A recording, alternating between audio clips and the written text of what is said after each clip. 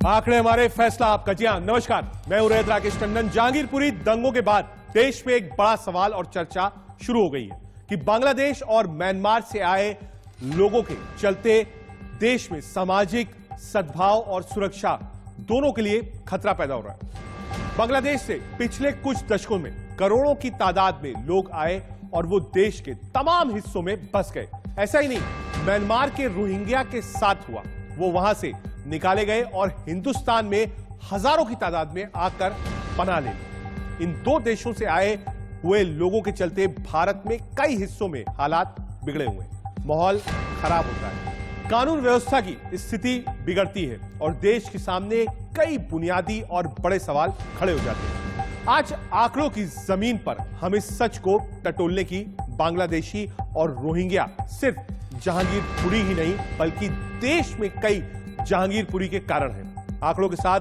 हम आज अपने खास मेहमानों से चर्चा करेंगे। हमारे साथ रहिए। हमारे साथ एक बड़ा पैनल होगा। हमारे साथ राजीव पांडे, प्रवक्ता भारतीय जनता पार्टी की तरफ से होंगे, सुरेंद्र राजपूत जी, प्रवक्ता कांग्रेस पार्टी की तरफ से होंगे, संजय सरकार टीएमसी का पक्ष रखेंगे और एलन राव साहब होंगे, पूर्व डीसीपी है स्पेशल सेल से, और आलोक मेहता सर, हमारे एडिटोरियल डायरेक्टर इंडिया न्यूज के, हमारे साथ होंगे।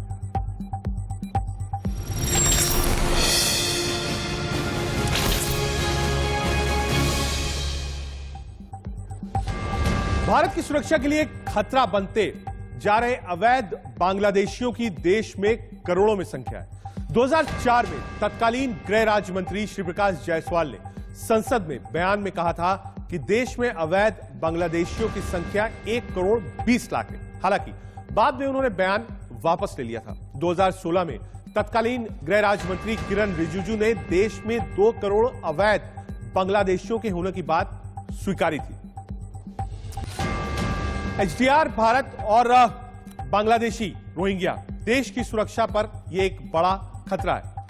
2004 में सरकार का क्या दावा था, यह हम आपको वॉल पर दिखा रहे हैं। जी हां, भारत में अवैध बांग्लादेशियों की संख्या आपको बता रहे हैं। 2004 में सरकार का दावा था 1 करोड़ 20 लाख, 2016 में 2 करोड़ अवैध प्रवासियों की बात हम कर रहे हैं और आंकड़ों के साथ कर रहे हैं। Next graphic.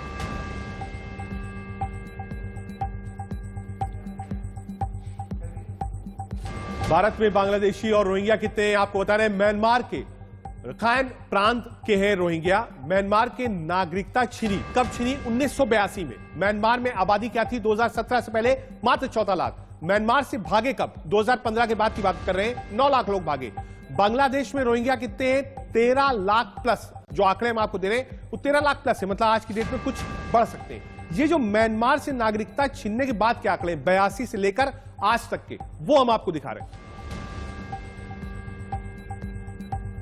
ठीक है, हम इन आंकड़ों पर बात करेंगे, आपसे समझेंगे, लेकिन क्योंकि एक बड़ा पैनल हमारे साथ है, राजीव पांडे जी हैं, सुरेंद्र राजपूत जी हैं, संजय सरकार जी हैं और एलन राव साहब हैं, सबके पास चलते हैं। सबसे पहले मैं शुरुआत एलन राव सर से करना चाहता हूं। राव सर, ये आंकड़े जो हम दे रहे हैं आपको, ये फ्लोर ऑफ द हाउस जितने भी एमओएस या होम मिनिस्टर्स हैं उनके आंकड़े हैं।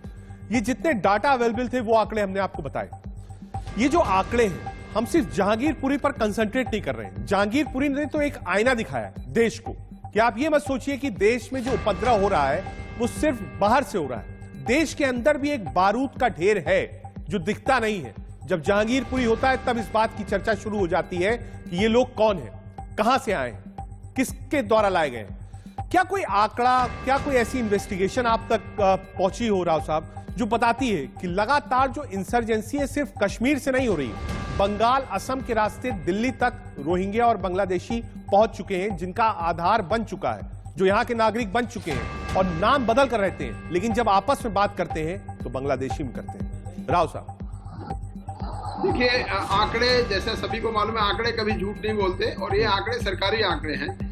और ये बहुत ही चौंकाने वाली बात है कि इतने लोग हमारे देश में एज घुसपैठिया आकर रहने लग गए हैं। इसकी वजह पहले देखनी पड़ेगी कि क्या वजह हो सकती है। मैं जहां तक समझता हूं, और मेरे साथ शायद आप और हमारे पैनलिस्ट और आपके दर्शक भी शामिल इसमें सहमत होंगे कि ये सारा का सारा काम वोट बैंक की राजनीति का मुझे लग रहा है। ये लोग आ जाते हैं यहाँ पर और हम ही उन्हीं के, आप जैसे जहांगीरपुरी की बात ले लीजिए, जितने भी आपके बांग्लादेशी और मैं इसका मॉडस ऑपरेंडी आपसे समझना चाहता हूं। आप जी, जी, मैं काबिल मोडस ऑफिसर हैं। ऑपरेंडी बता- मॉडस ऑपरेंडी बता- क्या है, कैसे दाखिल होते हैं, कैसे आते हैं, कौन बसवाता है, कैसे आधार बनता है? आधार से तो राजनीति शुरू हो जाती है, वोट बैंक की। Yes, उसके पहले उसी की पे जो मैं कहानी आ है, रहा हूं, कैसे मैं अंदर आ रहा लाए हूं, जाते हैं, वो बताइए सर। मैं मोडस ऑपरेंडी पे मैं बता रहा हूँ। ये लोग जब वहां पर से स्थापित हुए तो ये इन्होंने हमारा जो आपको पता है पोरस बॉर्डर है, बांग्लादेश का बॉर्डर है वेस्ट बंगाल के साथ में, पोरस बॉर्डर जिसे कहते हैं कि इतना लंबा चौड़ा बॉर्डर है और वहां पर पूरी की पूरी बीएसएफ जो है वो कंट्रोल नहीं कर पा रही है। भले ही काफी कोशिश की सरकार ने कि कंट्रोल किया जाए, लेकिन बांग्लादेश के आसपास जितना भी बॉर्डर है बहुत लंबा चौड़ा है, उसमें से लोग आने लग गए और आने के बाद दूसरे शहरों में पहले तो रोजी रोटी के लिए आने लगे, रहने लगे, जगह बना दी और उसके बाद धीरे धीरे वो पूरे देश में फैल रहे हैं। आपको मैं खास तौर से, और ये आज से नहीं बोल रहा, ये आज से नहीं हो रहा है, बहुत पुराना हो रहा है और कई सरकारों के माध्यम से होता रहा है।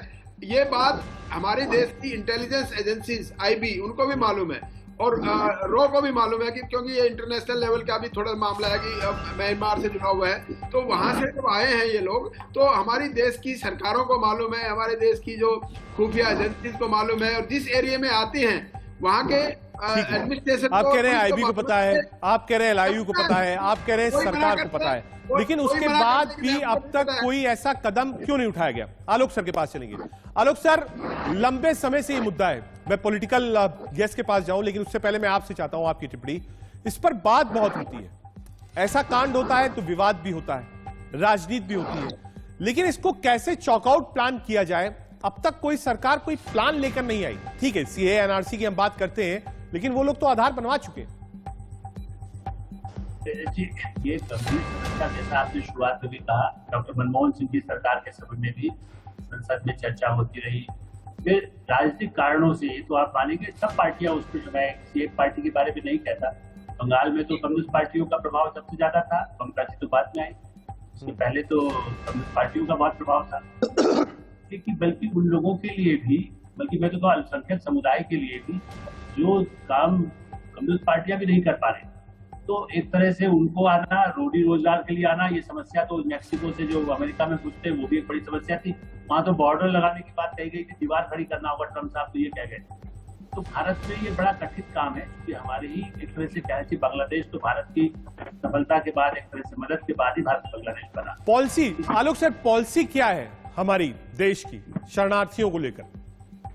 शरणार्थी के नाते तो देखिए, आने के बाद उनके बाद धीरे धीरे उनको कैसे भारत में उनकी नागरिकता यदि मिल सकती है, या आधार कार्ड के आधार पर भी कई लोग तो बसने लगे, उसके बाद नागरिकता का मुद्दा आता है। इसलिए सीए और इसकी जब बात शुरू हुई, इसका सब राजनीतिक दल विरोध कर रहे हैं। और खास करके मैं एक और बात कहूंगा, यदि आप जहांगीरपुर से जोड़ना चाहें, जोड़ा जो जा रहा है खाली बांग्लादेशियों का, इसके पीएफआई, पॉपुलर फ्रंट इंडिया, इसके पहले सिमी, इन सब लोगों ने भी ऐसे सब लोगों को कैसे उनका उपयोग हो सकता है। इसलिए हिंसक गतिविधियों में असली चिंता का विषय यह है, जो बहुत ही मजदूरी करने लगे या यहाँ आकर रहने लगे, उसके लिए सब देखिए, अभी भी जो कहा गया, कोर्ट ने भी क्यों कहा कि नगर निगम जो जिम्मेदार, उसने क्यों यहाँ पर उनको बसने दिया गया था। झुग्गी झोंपड़ियों में जो लोग रहते हैं उनको राजनीतिक दलों ने उनका इस्तेमाल किया और कहा कि पॉलिसी बनना चाहिए। आलोक सर, आपकी इसी बात को लेकर मैं अपने पॉलिटिकल गेस्ट जो हमारे साथ उनके पास चलता हूँ। राजीव पांडे जी हैं, प्रवक्ता हैं भारतीय जनता पार्टी के। राजीव जी, सरकार का स्टैंड क्या है? हमने कई बार बड़े नेताओं को, मंत्रियों को फ्लोर ऑफ द हाउस और बाहर सुना, आपने कहा रहने नहीं देंगे, बाहर निकालेंगे, गलत किया गया है। स्टैंड क्या है? ये प्रॉब्लम कैसे सॉल्व होगी? देखिए, सबसे पहली बात यह है कि इसके बारे में देश में एक विल बनेगा। भारतीय जनता पार्टी बार बार कहती है कि ये जो लोग भी इलीगल इन्फिल्ट्रेटर्स हैं, घुसपैठिए हैं, इनको बाहर जाना पड़ेगा। अब क्या हुआ कि जो लोग कई सालों से यहाँ रह रहे हैं और उसका एक मोडस ऑपरेंडी है, जो अभी आप बात कर रहे थे, राव साहब कह रहे थे कि ये बॉर्डर्स के पहले से लेकर के अब और दिल्ली, मुंबई, हैदराबाद यहाँ तक पहुंचाने के लिए एक सिस्टम इन प्लेस है, वेल वाइल्ड मशीनरी है, हमको उसके खिलाफ काम करना है। अभी आप देख लीजिए कि जो वेस्ट बंगाल इसका गेटवे था, अभी अगर आप फेंसिंग की बात कर ले तो बहुत बड़े एरिया पर फेंसिंग हो चुका है। अगर आप जम्मू में भी देखें तो जब अटल बिहारी वाजपेयी जी की सरकार थी, राजीव भाई, मैं तो पूरे एरिया को बहुत सीधा सवाल, राजीव पांडे, बहुत सीधा सवाल। मैं फेंसिंग हो रही है, अच्छी बात है, दीवार बनाइए, अच्छी बात है, घुसने मत दीजिए, वो भी अच्छी बात है, सीएनआरसी लागू कर दीजिए, सब ठीक है। जो यहाँ आ चुके हैं, आधार बनवा चुके हैं, मकान बनवा चुके हैं, रह रहे हैं, उनके लिए क्या नीति है, ये बताइए। देखिए, मैं आपको बता रहा हूं, इसी में जब बात चल रही थी कि पूरे देश का एक नेशनल पॉपुलेशन रजिस्टर बने, उसमें अगर आप जाकर के देखेंगे तो 3-4 जनरेशन पहले तक उनको साबित करना पड़ेगा कि वो कहां से आए। मैं मुंबई में बेस्ड हूं, अगर मुझे कहेंगे कि आप कहां से आए तो हम बताएंगे कि मेरा गांव ये है और मेरे परदादा हमारे यहाँ के थे। लेकिन आप ये गौर करिए, ये वोट बैंक पॉलिटिक्स के कारण से जब भी इस बात को छूने की कोशिश हो रही है तो उसको रोकने के लिए आपने देखा कि किस किस तरीके की हिंसात्मक घटनाएं पूरे देश में हुई। किसने रोका? इसके लिए कौन जिम्मेवार है? इसके लिए पॉलिटिकल पार्टी है। हाँ। नहीं, मैं देखिए, एक तो बीच में कोरोना आया, किसने रोका मैं बताता हूं। दिल्ली में आम आदमी पार्टी और कांग्रेस पार्टी रोकती है, वेस्ट बंगाल में तृणमूल कांग्रेस रोकती है, बिहार में लालू प्रसाद यादव की पार्टी है, 6 डिस्ट्रिक्ट है जिसमें बांग्लादेशियों का। आपका कहना है विपक्ष इस काम को करने से रोक रहा है। सुरेंद्र राजपूत जी को लाइए। सुरेंद्र राजपूत जी, आपने राव साहब को भी सुना, आपने आलोक सर को भी सुना, पांडे जी आ गए। पांडे जी ने साफ कह दिया, कहा साहब हम तो एक्शन लेने को तैयार हैं, कांग्रेस बीच में आ जा रही है। रजत भाई, कांग्रेस सरकार में है या भाजपा सरकार में? आप तो सुधी प्रस्तोता हैं, आप और आलोक जी तो यहाँ बैठे हुए हैं और हम आप दोनों से कहीं ना कहीं निरपेक्षता की उम्मीद भी करते हैं। बड़े पत्रकार आलोक कर रहे हैं, पढ़ करके बड़े हुए हैं। आप हमको 2 बातें बता दो साफ साफ एकदम। पिछले 8 साल से सरकार भारतीय जनता पार्टी की है और कई राज्यों में भारतीय जनता पार्टी की है, असम में भी भारतीय जनता पार्टी की है। एक चीज हमें नहीं समझ में आती, जो ये काम करना चाहते हैं वो काम तो संसद में डकैती भी डाल लेते हैं, वहां पर वो जो क्या नाम राज्यसभा का उपाध्यक्ष होता है उसके जरिए भी संसद को लूट तंत्र का अड्डा बना देते हैं। जो काम ये करना नहीं चाहते वो काम ये विपक्षियों पर डाल देते हैं। भाई, अवैध प्रवासियों को दो है, शरणार्थियों को लेकर के पॉलिसी हमारी है, अवैध प्रवासियों को लेकर के जो पॉलिसी है उसमें सर्वानुमति है, उसमें कोई भी ऐसा नहीं है कि किसी के पास दिक्कत हो। अवैध 30 सेकंड को वापस जाना। एक मिनट राजीव भाई, पूरा कर लें दीजिए। हाँ, पूरा करिए राजपूत। नंबर 2, आज की डेट में आप बांग्लादेशी कह रहे हैं। मालूम है आपको, बांग्लादेश की जो इकोनॉमी है वो हमसे कहीं बेहतर है और हम उनके पीछे चले गए हैं। तो एक चीज को आप बड़ा स्पष्ट रूप से समझिए कि जिस तरीके से भारतीय जनता पार्टी अवैध प्रवासियों के नाम पर राजनीति कर रही है और अपनी असफलताएं शिखंडी की तरीके से उनके पीछे खड़े होकर के छुपाती है। 15 साल से नगर निगम दिल्ली में इनका कब्जा है, देश की राजधानी की पुलिस इनके पास, देश का गृह मंत्रालय, राजीव भाई जवाब, देश के प्रधानमंत्री इनके पास। जवाब देता हूं। हाँ जवाब। आरोप आप पे है, सरकार आपकी है, असम में सरकार आपकी है, केंद्र में सरकार आपकी है, दिल्ली पुलिस आपके पास है, कांग्रेस क्या करेगी? कांग्रेस तो विपक्ष में, सरकार आपके पास है, सिस्टम आपके पास है, पावर आपके पास है, लीजिए फैसला। मैं जवाब दे रहा हूं। पहली बार असम में सरकार आई है भारतीय जनता पार्टी के, हेमंत बिश्व शर्मा जी क्या कर रहे हैं ये आपको पता है। भाई आपको मालूम है नहीं, बीच में मत बोलिए, बीच में मत बोलिए। 10 साल हो गए सरकार में, वहां पर असम में हमारी सरकार आई हुई 10 साल हो गए। अरे कुछ समझ में नहीं आ रहा है क्या? इसको सुनिए, बीच में रुकिए। आप इससे पहले, अरे अभी ये रजत भाई 5 साल राजीव भाई मैं आपको सिर्फ थोड़ा सा करेक्ट कर दूं। राजीव भाई थोड़ा सा करेक्ट कर दूं। दूसरी सरकार, राजीव भाई दूसरी बार सरकार आई है। आप देखिए बीच में क्या बोल रहे हैं। आ रहा हूँ सर, आपके पास आ रहा हूँ, एक बार जाइए कंप्लीट कर लें सर, एक बार कंप्लीट कर लें सर। एक मिनट राजीव भाई कंप्लीट करो आप। राजीव पांडे जी आप कंप्लीट करिए। हल्ला कर रहे हैं। देखिए सुरेंद्र राजपूत जी एक मिनट, सुरेंद्र राजपूत जी एक मिनट, जरा सा राजीव पांडे जी को कंप्लीट कर लें दीजिए। उन्होंने करेक्ट कर लिया, दूसरी बार सरकार आई। चलिए, असम में 7 साल 7.5 साल ये सबसे गलत बात है। वेस्ट बंगाल से आप बताइए, बांग्लादेशी कहां से? ठीक है, रोक रहा हूँ राजीव भाई, रोक रहा हूँ आपको। आप ही से शुरू करूंगा राजीव भाई, आपसे ही शुरू करूंगा, उसके बाद सुरेंद्र राजपूत जी के पास जाऊंगा। लेकिन फिलहाल रोक रहा हूं आप लोग को, एक कमर्शियल ब्रेक लेना है। राजीव पांडे जी आप सब रहिए हमारे साथ, एक छोटा सा कमर्शियल ब्रेक। समझेंगे कि भाजपा सरकार को क्या विपक्ष रोक रही है सीएनआरसी लाने के लिए, जहां जहां जो इंप्लीमेंटेशन होना चाहिए। राजीव पांडे जी है भारतीय जनता पार्टी के प्रवक्ता, वो कह रहे हैं विपक्ष आड़े आ रहा है, सरकारें किसकी है? जवाब लेंगे ब्रेक के बाद। ब्रेक के बाद आपका स्वागत है। बांग्लादेशी और रोहिंग्या भारत की सुरक्षा के लिए बड़ा खतरा बनते जा रहे हैं। दिल्ली का जहांगीरपुरी हिंसा इसका नमूना भर है। आंकड़ों में देखिए, भारत में रोहिंग्या की संख्या कितनी है जो अवैध रूप से रह रहे हैं। देश की सुरक्षा पर बढ़ता खतरा क्या है, भारत में रोहिंग्या कहां है। 2012 के बाद संख्या में तेजी आई है। जी हां, आप ये देखिए, 2012 के बाद संख्या में तेजी आई है। दिसंबर 2021 तक की अगर बात करें, यूएनएचआरसी की रिपोर्ट 18,000, 17 में 40,000, 2 साल में बढ़ोतरी देखिए 4 गुना हुई है। ह्यूमन राइट्स वॉच के मुताबिक 40,000, यानी आप देखेंगे तो 40% रोहिंग्या बढ़े। जिम्मेदारी किसकी है? हम 12 से लेकर 21 तक की बात कर रहे हैं। हमारे साथ पैनल भी है, हम उस पैनल पर चलेंगे, लेंगे और समझेंगे रिएक्शन कि आखिर रोहिंग्या क्यों बढ़ रहे हैं। अब आपको आंकड़ा दिखाते हैं देश की राजधानी का, जी हां, दिल्ली का। दिल्ली में रोहिंग्या कितने हैं? दिल्ली में रोहिंग्या है, यूएनएचआरसी का आंकड़ा जो बताता है रजिस्टर्ड 1,000 है। और दिल्ली में बड़ी आबादी क्या है? 5+1000 शिविर जो है वो लगे हुए हैं। तो ये आंकड़ा दिल्ली का है 5,000, और 40% की बढ़ोतरी हुई है 2012 से लेकर अब तक। म्यांमार की सरकार ने आतंकवादी घोषित करते हुए रोहिंग्या को अपने देश से निकाल दिया था। यही रोहिंग्या बड़ी संख्या में भारत में घुसपैठ कर रहे हैं। बीजेपी सरकार शुरू से रोहिंग्याओं को स्वीकार ना करने की बात कहती आ रही है, लेकिन फिर भी इनकी घुसपैठ तो हो ही रही है। सुनिए, रक्षा मंत्री राजनाथ सिंह और गृह मंत्री अमित शाह ने संसद में रोहिंग्या पर और बांग्लादेशियों पर क्या वक्तव्य दिया। जो कई स्टेट्स में इस समय रह रहे हैं, उस संबंध में जैसा हमारे सहयोगी मित्र किरण जी ने बतलाया कि सेंट्रल गवर्नमेंट के द्वारा एडवाइजरी यह जारी की गई है कि आपकी स्टेट में जो भी रोहिंग्या रहते हैं उनको आइडेंटिफाई किया जाना चाहिए, उनकी नंबरिंग की जानी चाहिए, उनके बायोमेट्रिक्स लिए जाने चाहिए, और साथ ही साथ यह भी इंश्योर किया जाना चाहिए कि उनके पास ऐसा कोई भी डॉक्यूमेंट न हो ताकि फ्यूचर में कभी वह सिटीजनशिप के लिए क्लेम कर सके। और रोहिंग्या का कहते हैं, रोहिंग्या के लोग वाया बांग्लादेश आते हैं, ब्रह्मदेश के लोग वाया बांग्लादेश आते हैं, और ब्रह्मदेश सेक्युलर कंट्री है, फिर भी वाया बांग्लादेश आते हैं। रोहिंग्या को कभी भी स्वीकार नहीं किया जाएगा। मैं आज फिर से सीधे अपने पैनल पर चलते हैं। राजीव पांडे जी, क्योंकि आप बात पूरी नहीं कर पाए थे, ब्रेक लेना पड़ा था, 30 सेकंड अपनी बात पूरी करिए। 30 सेकंड में एक बात बता देना चाहता हूं, चाहे वो बांग्लादेशी इन्फिल्ट्रेटर्स है और रोहिंग्या भी है।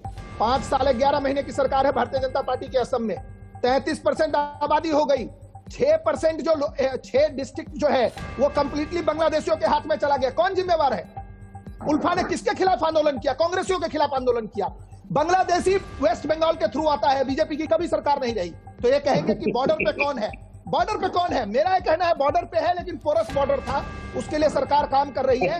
ये कांग्रेसियों ने और जो सरकार साहब मुस्कुरा भी रहे, बीजेपी पार्टी है, ये सारे लोग इस देश में देश को नुकसान पहुंचाने के लिए रोहिंग्या और बांग्लादेशियों को इंपोर्ट करते हैं। और आप रोहिंग्या का देखेंगे, इनका सेंटर कहां बना? इनका सेंटर बना जम्मू, हैदराबाद, दिल्ली। 2012 में सबसे पहले दिल्ली में प्रदर्शन हुआ था रोहिंग्या के समर्थन में। इसके बाद 2014 में मुंबई में संजय सरकार जी जवाब दीजिए, रोहिंग्या का कनेक्शन सीधे पश्चिम बंगाल से जोड़ा जाता है। संजय जी, असम और पश्चिम बंगाल। पांडे जी, आप जवाब तो सुन लीजिए। पांडे जी, जवाब तो ले दीजिए। संजय सरकार जी मुस्कुरा रहे हैं। संजय जी बोलिए।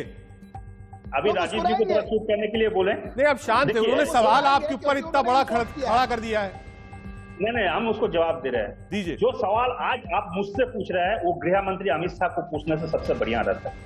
अगर बॉर्डर अगर वहां पहाड़ रहे, नाला रहे, नदी रहे, कुछ भी रहे, वो बॉर्डर देखने का जिम्मेवारी होता है border security force, under minister home minister के अंडर में पड़ता है ये, ठीक है। और वहां पर इंटेलिजेंस आईबी किसके अंदर पर पड़ता है? होम मिनिस्टर के अंडर में पड़ता है। एनआईए किसके अंडर में पड़ता है? मिनिस्टर ऑफ होम के अंदर पर। रॉ किसके अंदर में पड़ता है? रिसर्च एनालिसिस थिंग किसके अंडर में पड़ता है?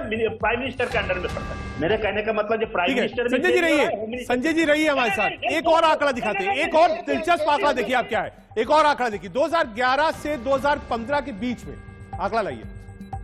भारत में अवैध बांग्लादेशी कितने पाए गए और कितने भेजे गए? 2011 24,364 भेजे गए, 6,761। 2012 की बात करें तो 16,530 पाए गए, 6,537 वापस भेजे गए। 2013 में 1,541 वापस भेजे गए, 5,234। 14 की बात करें 450 पाए गए, 979 भेजे गए। 15 की अगर बात करें तो 116 रोहिंग्या पाए गए बांग्लादेशी अवैध और 474 भेजे गए। ये 11/5/2016 को राज्यसभा में जो आंकड़े floor of the house statement में दिए गए वो थे। ठीक है, पैनल पर आएंगे और समझेंगे कि आखिर स्थिति क्या है। पैनल से समझेंगे, रिएक्शन मिलेंगे, लेकिन उससे पहले सिर्फ 30 सेकंड में इस वक्त की सुर्खियां। हमने रोहिंग्या बांग्लादेशियों के ऊपर सारे आंकड़े आपको दिखाए, जो आंकड़े बाहर अवेलेबल है, जो floor of the house minister से दिए वो भी आपको दिखाए। सीधे अपने पैनल पर चलते हैं। संजय सरकार जी, क्योंकि आप अपनी बात पूरी नहीं कर पाए थे, हमें एक सुर्खियां दिखानी थी। सरकार, ये आरोप यही है कि जो लाइन है वो लाइन सीधे पश्चिम बंगाल से जुड़ती है। नहीं, त्रिपुरा में विप्लव देव को यहाँ पर जब रोहिंग्या पहुंचे थे, रोहिंग्या को खाना पहुंचाने के लिए विप्लव देव खाना पहुंचाए, वहां बंगाल में हम खाना पहुंचाए रोहिंग्या को। बॉर्डर जब इनको हाथ में रहता है तो बॉर्डर जिम्मेदारी पड़ता है बीएसएफ का। बीएसएफ के भी एक इंटेलिजेंस विंग है, उसको डीआईजी जी देखता है, डिप्टी इंस्पेक्टर जनरल जो जी होता है वो देखता है। इसके मतलब क्या है, आप आईबी फेल्ड है, रॉ फेल है, एनआईए फेल है, बीएसएफ को जो ये फेल है। और बॉर्डर से आप घुसपैठी घुसाता, पहले 15 किलोमीटर था, अभी आपको एरिया 50 किलोमीटर तक घुसपैठी अगर घुस भी जाता है बॉर्डर फोर्स के थ्रू में, तब क्या होता है, उनको जिम्मेवारी बनता है। जिम्मेवारी उनको होता है, बॉर्डर से अगर कहीं से भी घुसता है उसको जिम्मेवारी बीएसएफ को होता है। 30 सेकंड दिया जाए। होम मिनिस्टर को जिम्मेवारी बनता है, ठीक है ना। और इसमें क्या हुआ, अमित शाह। संजय जी, मैं मान गया, मैं ये जो आपका सवाल है ये पोर्शन सीधे राजीव पांडे जी के सामने रखूंगा। मैं एक दूसरी चीज समझना चाहता हूं, क्या जो रोहिंग्या अवैध बांग्लादेशी यहां आए हैं, जो शिविरों में नहीं है, जिनके कागज पत्तर पॉलिटिकल पार्टीज ने तैयार किए और उसको वोट बैंक में बदला, उसके भी आंकड़े हमने आपको दिखा रहे हैं, उस पर आप नहीं, मैं आपको बता,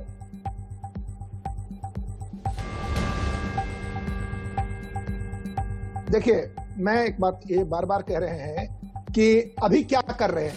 क्या इनके पास कोई आंकड़ा है कि 2014 के बाद कितने बांग्लादेशी आए? ये जितने रोहिंग्या आए 12 से 15 के बीच में आए और हर सेंटर में 12 से 15 से रोहिंग्या का लफड़ा मैं कह रहा हूँ, मेरी बात सुनिए। अभी आपने बोला ना, मैं एक बात आपको सिंपल कह रहा हूँ कि 2012 में सबसे पहले रोहिंग्या का प्रदर्शन हुआ था। ठीक है, रोहिंग्या का प्रदर्शन सबसे पहले 2012 में हुआ था दिल्ली में। सुरेंद्र राजपूत जी, आप पर आरोप है, जो भी आए 12 के कार्यकाल में सबसे ज्यादा रोहिंग्या आए। राजीव पांडे जी का आरोप। सुरेंद्र राजपूत जी, राजीव रुक जाइए, आपने 30 सेकंड मांगा था, 1.5 मिनट हो गए, आपने आरोप कांग्रेस पे लगाया, जवाब तो ले लीजिए सुरेंद्र भाई। रजत भाई, आप फिर से मैं एक ही बात कहता हूं, मैं अभिमान की और अपमान की जितनी बातें यहाँ पर हो रही है ना, इससे अलग अगर आप एक काम करें, आलोक मेहता जी जैसा वरिष्ठ पत्रकार बैठा और आप भी वरिष्ठ बैठे हुए, 2004 से 2014 तक हमने कितने बांग्लादेशियों को डिपोर्ट किया और कितने रोहिंग्या को डिपोर्ट किया, ये आंकड़ा आपके पास है। और 2014 से 2022 तक कितने बांग्लादेशी और कितने रोहिंग्या को डिपोर्ट भाजपा ने किया, ये आंकड़ा भी आपके पास है। अगर आप इन दोनों आंकड़ों को मिला लेंगे तो भारतीय जनता पार्टी की कायरता आपको सामने आ जाएगी, दोगलापन सामने आ जाएगा, भारतीय जनता पार्टी की कथनी और करनी में अंतर नजर आ जाएगा, त्रिपुरा के चीफ मिनिस्टर विप्लव देव का वो सारी चीजें याद आ जाएंगी जो बांग्लादेशियों और रोहिंग्या को वो लोग क्या नाम अतिथि मानकर क्या कर रहे हैं।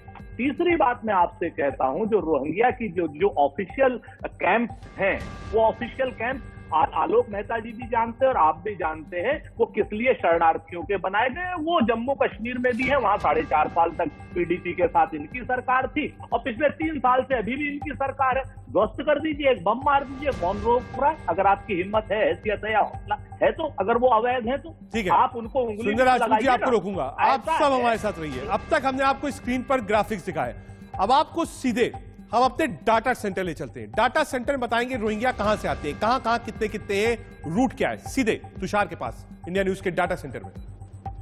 बिल्कुल, और लगातार रोहिंग्याओं की जब बात होती है तो ये समझना बहुत जरूरी हो जाता है कि ये रोहिंग्या दरअसल हैं कहां। रोहिंग्या हम सब सुनते हैं, लेकिन ये आए कहां से, और जहां से आए तो वहां से आए क्यों, और देश में अभी स्थिति इनकी क्या है और कहां कहां पर ये हैं। जहांगीरपुरी के अंदर जिक्र बार बार रोहिंग्या को लेकर हो रहा है, तो वो दिल्ली के कौन कौन से इलाके हैं जहां पर रोहिंग्या फंसे हुए, इन सारी चीजों को मैं समझाऊंगा पूरी तफसील से। क्योंकि अगर हम डेटा सेंटर की वॉल पर चले, सीधे टच स्क्रीन पर मैं लेकर चलूं, तो सबसे पहले आपको यह समझना होगा कि रोहिंग्या आए कहां से, ये हैं कहां से।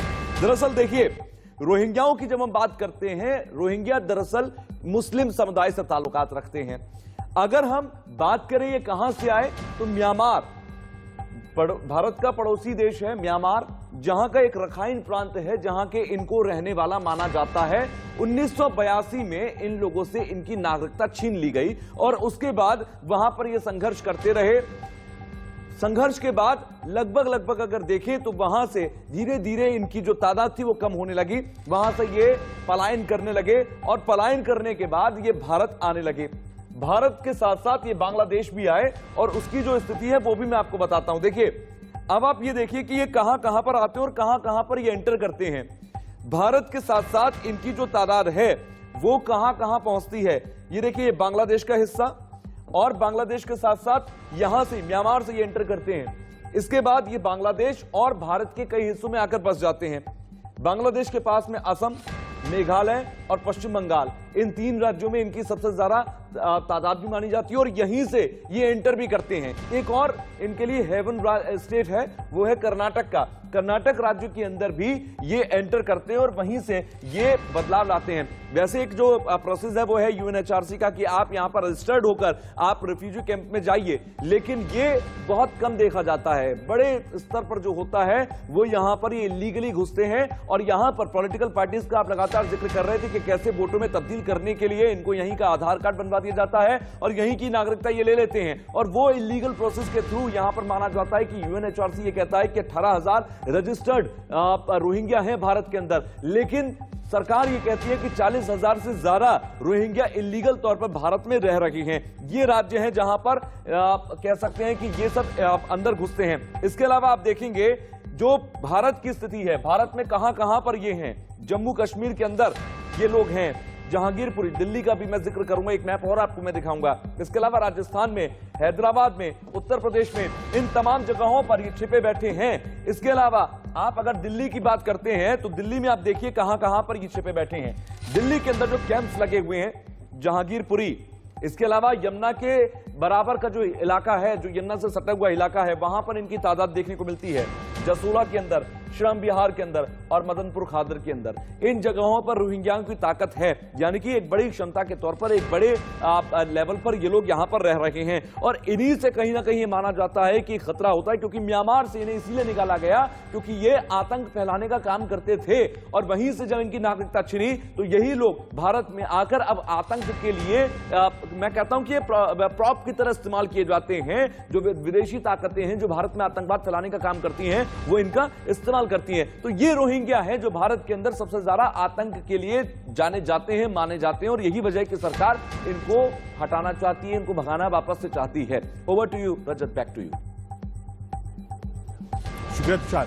रोहिंग्या दिल्ली और दूसरे प्रदेशों के साथ ही जम्मू कश्मीर के आसपास भी अवैध रूप से बसे हुए। ग्राफिक्स के जरिए आपको बताते हैं देश की सुरक्षा पर बढ़ता खतरा क्या है। भारत में बांग्लादेशी और रोहिंग्या की बात करें, जम्मू कश्मीर के आसपास 5,000 अनुमानित बता रहे हैं और रिपोर्ट्स के मुताबिक 10,000 रोहिंग्या रह रहे हैं। ये आंकड़े हैं और आंकड़ों के साथ हम आए, कोई हवा में बात नहीं कर रहे। आगे बताते हैं आपको। अवैध बांग्लादेशी कितने गिरफ्तार हुए? बीएसएफ ने पकड़ा 14 दिसंबर 2020 तक 3,173। बांग्लादेश भारत सीमा पर 2017 में 276 लोगों को पकड़ा गया है। ये अवैध बांग्लादेशी हैं जो आर पार करना चाह रहे थे, लेकिन बीएसएफ ने पकड़ा है। सीधे अपने पैनल पर चलेंगे आपको लेकर और समझने की कोशिश करें। आलोक सर, हम ये आंकड़े दे रहे हैं, रूट भी दिखा रहे हैं, आपको हमने डाटा रूम में दिखाया भी कहां कहां कैसे कैसे हैं, लेकिन कड़ी आप कह सकते हैं एक राजनीतिक इच्छा शक्ति भी चाहिए इन बड़े फैसलों को लेने के लिए कि जब आप ये कहें कि साहब देश में जहां जहां अवैध लोग हैं, बांग्लादेशी हैं, रोहिंग्या हैं, हम देश में नहीं रहने देंगे। कि बिल्कुल इसके लिए सबको सार्वजनिक सहमति बनना चाहिए, सबको राजनीतिक दलों की सहमति, जैसा अभी राजनीतिक दल के प्रवक्ता भी कह रहे हैं कि भाई हमारे समय में नहीं है, हम चाहते हैं। तो अवैध जैसे रोहिंग्या वाला मामला है या बांग्लादेश से भी जो लोग इस तरह के आ गए, जिनकी देखिए पहले इसीलिए कोई डेडलाइन बना करके उनके बारे पहचान करके, इसके शरणार्थी शिविर की बात भी ठीक है। यदि हम लोग भारत में ऐसी कोशिश करता है कि यहाँ कोई संकट में फंस गया है, उसकी कोई सीमा भी हो सकती है और यही स्थिति देखिए जर्मनी में भी स्थापित रखे जाते हैं, लेकिन उसके बाद उनको साथ काम लिया जाता है, उनको बाकायदा उसके बदले में ही अब उनको बहुत कठिन स्थितियां अब हो गई हैं। इसलिए हमारी उदार नीति का जो नाजायज फायदा कोई भी उठाता है, मुझे लगता है कि इस दृष्टि से कि बहुत सारी असहमतियों के बावजूद मुझे लगता है चाहे जो सरकारें रही हैं, आज भी प्रधानमंत्री नरेंद्र मोदी की सरकार हो, मनमोहन सिंह जी की सरकार थी, अटल जी की थी, उसमें कोशिश जो बीच में जो एकदम गतिरोध हो गया है कि सबको साथ, वो गतिरोध पॉलिटिकल इच्छा शक्ति के बिना होगा। पूरा नहीं हो सकता है। फिर से चलेंगे सरकार साहब के पास। सरकार साहब, आलोक सर भी यही कह रहे हैं, राव साहब ने बताया इस पूरे मॉडस ऑपरेंडी को भी। राव साहब आपके पास भी आऊंगा। सरकार साहब, क्या आप इस पक्ष में हैं कि देश में जो अवैध रूप से बांग्लादेशी और रोहिंग्या रह रहे हैं, क्या आपकी पार्टी इस बात पर सहमत है कि उनको देश से बाहर निकाल दिया जाए? सुरक्षा के लिए खतरा है। ये 24 जुलाई 2021 उसको बंगाल पुलिस ने पकड़ा है। बंगाल पुलिस में जो पकड़ाता है उसको क्या किया जाता है? 6 महीना उसको जेल में रखा जाता है, बाद में पूछताछ किया जाता है। मेरे बंगाल में मैं 0 टॉलरेंस है, कोई भी क्रिमिनल, आतंकवादी और रोहिंग्या से लेकर कुछ भी 0 टॉलरेंस। हम किसी 0 को टॉलरेंस नहीं करते। राजीव पांडे जी, आरोप है और मोबाइल में फोटोग्राफ दिखा रहे हैं कि बीजेपी का एक वर्कर है जो 5 लोगों को अवैध रूप से अंदर लाया है और उसका गलत तरीके से आधार कार्ड तक बनवा दिया। पांडे जी देखिए, अगर आप 13,000 रुपया दिया, 13,000 रुपया। एक ही बात को कितनी बार बोलेगा यार, इसको 13,000 रुपया फोटो दिखा रहे हैं ठीक है। अरे दिखाओ यार, हाँ सुनो मेरी बात। देखिए सर, तो बात क्या है ना कि अगर आपने देखा होगा कि जिस प्रकार से रोहिंग्या के खिलाफ जब एक्शन की बात हुई तो कौन लोग सुप्रीम कोर्ट गए। आपने देखा कि कांग्रेस के कौन से एक बड़े नेता थे, वो चले गए वहां पर पिटीशन मेंशन करने के लिए, और एक प्रशांत भूषण करके थे, वो गए। जब रोहिंग्या को हटाने की बात हुई तो किस प्रकार से ममता बनर्जी के स्टेटमेंट को आपको याद रखना विप्लव कि उन्होंने क्या कहा था। ममता बनर्जी ने क्या कहा था, बीच में मत बोलिए। ममता बनर्जी ने कहा था कि सारे बांग्लादेशियों को रोहिंग्या को वेस्ट बंगाल लाएंगे, और आज 35% के करीब इनकी हो गई है आबादी। ये जीतते ही है उसी वोट से। आपको मालूम है, सरकार साहब आपके साथ बात कर रहे हैं, आपको मालूम है उनकी वही बच गई है। स्टैटिस्टिक है। बीच में क्यों बोल रहे भाई? बांग्लादेश मैंने नहीं बोला ना, मेरा ये कहना है आज की डेट में क्या स्थिति है। देखिए इनका चरित्र दिख रहा है। ठीक है, रोकूंगा आपको। एक बार सुरेंद्र राजपूत जी को लाइए। सुरेंद्र राजपूत जी, आप सरकार के साथ हैं। सरकार इच्छा शक्ति, दृढ़ शक्ति दिखाकर आगे बढ़ती है, कहती है कि हम अवैध रूप से रह रहे बांग्लादेशियों को और रोहिंग्यास को देश से बाहर निकालने के लिए बड़े सख्त कदम उठा रहे हैं। कांग्रेस पार्टी साथ में है। दो बातें बड़ी साफ हैं रजत भाई। पहली बात, किसी भी अवैध प्रवासी को भारत में बिल्कुल नहीं रहना चाहिए। सरकार को कठोर कार्रवाई करके उन्हें वापस भेजना चाहिए। और कांग्रेस की यूपीए की सरकार ने 2004 से 2014 के बीच में पुरानी अटल बिहारी वाजपेयी जी की सरकार और 8 साल की नरेंद्र मोदी की सरकार से 5 गुना ज्यादा बांग्लादेशी और रोहिंग्यास को वापस भेजा। ये अपने आप में आंकड़े हैं, चाहे तो इसको लोकसभा राज्यसभा में चेक कर लें। अब मैं आपको एक और बात बताता हूं। अवैध प्रवासियों के लिए भारत में 0 टॉलरेंस की नीति होनी चाहिए, इसमें कहीं कोई दो राय नहीं। तीसरी बात, अभी बंबई से है भारतीय जनता पार्टी के बहुत विद्वान प्रवक्ता हैं, इनके पास भारतीय जनता पार्टी का वहां की एक, मैं जिला नहीं जानता हूं बंबई का कौन सा या उपनगर, पांडे जी बता देंगे। जिला अध्यक्ष, हाँ उसका जिला अध्यक्ष बांग्लादेशी निकल करके आया और बाकायदा उसके ऊपर देखिए, और ये देखिए क्या नाम है सरकार साहब, नाम बताइएगा एक बार फिर से। और बताता हूं, रसीम दत्ता मत बोलिए भाई। ठीक है, रतन दास मीरा भाईंदर का जो है वो बांग्लादेशी थे। देखो आपको अब इसके इनके और इनका बाकायदा मेरी बात मुझे जवाब देने के लिए समय दीजिए अगर इतना बड़ा है तो। त्रिपुरा का जो इनका चीफ मिनिस्टर है वो भी बांग्लादेश है। पंडित जवाब दीजिए, वो भी मैं जवाब देता हूँ, दीजिए जवाब दे दूं। पंडित जवाब दीजिए, दत्ता साहब के ऊपर जवाब दीजिए। सुरेंद्र राजपूत जी ने बड़ा सवाल उठाया आपके ऊपर, सिर्फ 30 सेकंड है, जवाब दीजिए पंडित जी। देखिए, ये जो हिंदू माइनॉरिटी को जो भगाया जाता उनमें और मुस्लिम इन्फिल्ट्रेटर्स में अंतर नहीं महसूस कर पा रहे। अरे आप फिर हिंदू मुसलमान पे आ गए। पांडे जी, मैं पूछ रहा हूँ दत्ता साहब की बात, विप्लव साहब की बात आप ले आए, फिर हिंदू मुसलमान। नहीं, आप समझ नहीं रहे। जो आदमी हिंदू आता है वो इलीगल इन्फिल्ट्रेटर्स नहीं है, वो इन्फिल्ट्रेटर्स नहीं है, ये इन्फिल्ट्रेटर्स नहीं है, वो इन्फिल्ट्रेटर्स नहीं है, वो शरणार्थी है, वो शरणार्थी है, वो अरे अधिकारी नहीं है। बहुत शुक्रिया आप सबका, आखिर हमारे फैसला आप में आने का। आप सबका बहुत शुक्रिया। वक्त की थोड़ी कमी है, कोशिश यही थी कि हम आपको एक एक आंकड़ा दिखाएं, बताएं कहां रोहिंग्या है, कहां बांग्लादेशी है, एक एक आंकड़े दिखाएं, सारे बड़े लोगों के, आपकी चाहे वो अमित शाह जी हो, राजनाथ जी, सब चीजें आपको बताएंगे। कोशिश यही है, आंकड़ों के साथ आए और सच आपको बताएं। शुक्रिया।